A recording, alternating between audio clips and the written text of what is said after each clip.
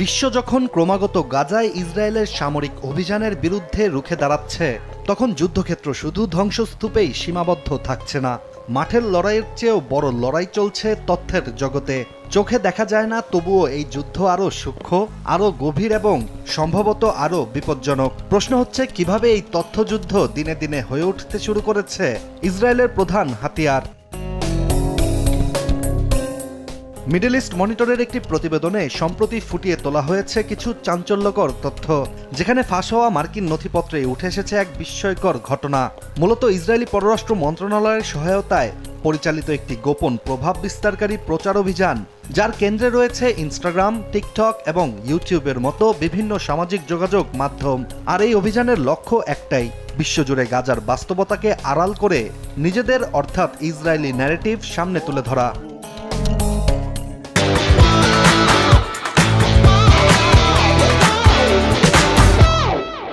সবচেয়ে অবাক করার বিষয়টি হচ্ছে, ইসরায়েল এই প্রজেক্টের আওতায় নিজেদের প্রতিটি প্রোপাগান্ডামূলক পোস্টের জন্য $7,000 পর্যন্ত প্রদান করেছে একাধিক সোশ্যাল মিডিয়া ইনফ্লুয়েন্সারদের।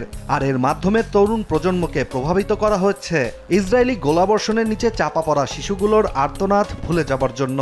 ইনফ্লুয়েন্সার ক্যাম্পেইনের জন্য 2024 সালের জুন থেকে সেপ্টেম্বর পর্যন্ত গড়ে 75 থেকে 90টি পোস্টের বাজেট ধরা হয়েছিল $9 লাখ, যা বাংলাদেশি মুদ্রায় প্রায় 10 কোটি টাকা। মিডল ইস্ট মনিটরের প্রতিবেদন থেকে আরও জানা যায়, এই প্রচারণার নাম দেওয়া হয়েছে স্টার প্রজেক্ট। এই পরিকল্পনা শুধু নামেই আত্মরক্ষার কাহিনী বলে, কিন্তু বাস্তবে এটি হলো content framing, social media platform hacking এবং জনমত বিকৃত করার এক পরিপূর্ণ কৌশল।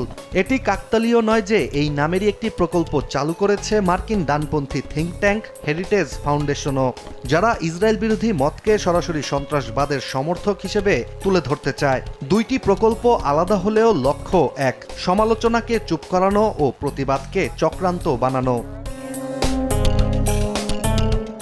এই প্রজেক্টের আরও একটি বিস্ময়কর দিক হচ্ছে, ইসরায়েলি এই প্রোপাগান্ডা যুদ্ধে নাম রয়েছে মার্কিন রাজনৈতিক চরিত্রদেরও, যেখানে ক্লক টাওয়ার এক্স এলএলসি নামক একটি মার্কিন প্রতিষ্ঠান, যার নেতৃত্বে আছেন ট্রাম্পের সাবেক ক্যাম্পেইন ম্যানেজার ব্র্যাড পাস্কেল।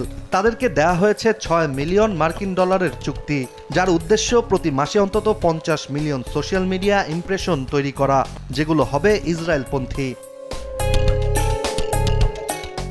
ঘটনা এখানেই শেষ নয়। ক্লক টাওয়ার এখন কাজ করছে কৃত্রিম বুদ্ধিমত্তার ভেতরও প্রবেশ করার। চ্যাটজিপিটি কিংবা জেমিনির মতো অন্যান্য জেনারেটিভ এআই যখন প্রশ্নের উত্তর দেয়, তখন এগুলো নির্ভর করে ইন্টারনেটে থাকা তথ্যের উপর। আর ক্লক টাওয়ার মার্কেট ব্রিউ নামের একটি টুল ব্যবহার করে একাধিক website SEO optimisation reverse engineer করে জোরপূর্বক ইসরায়েলপন্থী তথ্য ছড়িয়ে দিচ্ছে, যার ফলে চ্যাটজিপিটির মতো জেনারেটিভ এআইও নানা প্রশ্নের উত্তরে নিজেই ইসরায়েলি প্রোপাগান্ডা প্রচার করে থাকে। এদিকে প্রযুক্তির জগতে আরেক দানব ও বর্তমানে বিশ্বের দ্বিতীয় ধনী ব্যক্তি ওরাকেলের সহ প্রতিষ্ঠাতা ল্যারি এলিসন, যিনি ইসরায়েলি সেনাবাহিনীর সবচেয়ে বড় বেসরকারি দাতা বলে পরিচিত। তিনিও ইসরায়েলি এই প্রোপাগান্ডার সাথে যুক্ত আছেন বলে ধারণা করা হচ্ছে, কারণ সম্প্রতি টিকটক অধিগ্রহণের পরিকল্পনায় তিনি নিয়োজিত আছেন। আর ইসরায়েলি প্রধানমন্ত্রী নেতানিয়াহু নিজেই বলেছেন, এটি হতে পারে একটি গুরুত্বপূর্ণ পদক্ষেপ। যদি টিকটকের উপর ইসরায়েলের পরোক্ষ নিয়ন্ত্রণ প্রতিষ্ঠিত হয়, তাহলে সেটা কেবল জেনজি নয়, গোটা ডিজিটাল বাস্তবতাকে পাল্টে দিতে পারে।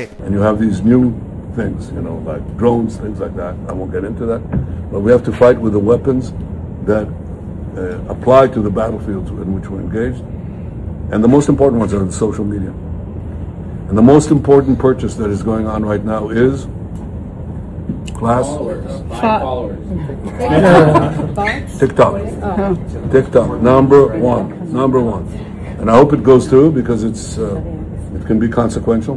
ফলে সহজেই অনুমান করা যায়, তথ্যই এখন সবচেয়ে শক্তিশালী অস্ত্র, যেখানে প্রতিটি কন্টেন্ট এক একটি কামান, আর প্রতিটি ফলোয়ার এখন ফ্রন্টলাইন যোদ্ধা। ইশতিয়াক হোসেন, দেশ টিভি।